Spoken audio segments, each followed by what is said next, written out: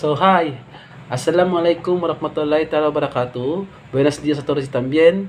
And good morning. So, first of all, I'm going to introduce myself first. So, I'm Dula M. Tarang. From Zamboanga City, resident of Zamboanga City. So, I'm also graduate from Bachelor of Science in Architecture from WEMSU. No? So, I'm also now currently studying or taking my apprentice for 2 years. So now I'm also the founder of the Art Peace Education, the Philippine Youth Representative for the USIP, ECTAP, and recently I'm the ASEAN Youth Ambassador of the Philippines representative. So, go to the questions and to answer it. As the founder of the Art Peace Education and a committed peace builder working both locally in our city, which is here in Zamboanga City, and internationally in USIP, ECTAP, and ASEAN Youth Organization Philippine Youth Representative, through various youth initiatives, I am deeply motivated to apply for this Power with Youth 2025 Champions for Peace Training on Resilience and Social Cohesion.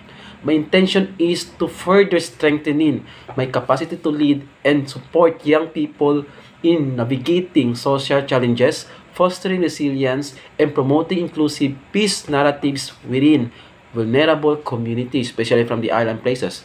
My passion for peace building is grounded in years of grassroots work. So I've been in working for the other organization in the past years. I've been volunteering until now. I've been the founder of the Art Peace Education, which is my currently organization. So engaging children for the youth from conflict affected and underserved areas through creative expression and education.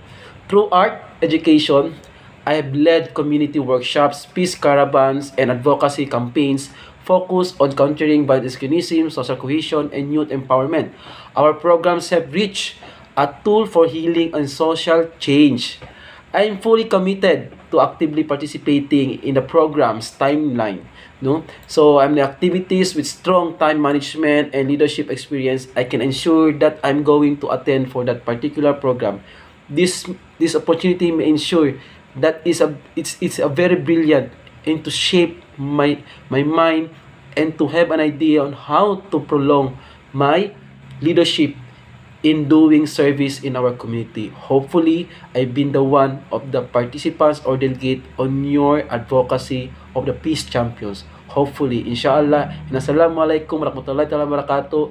Buenos dias a todos también. And magsukol. And thank you so much and see you soon. Hopefully. Thank you so much po. Bye-bye.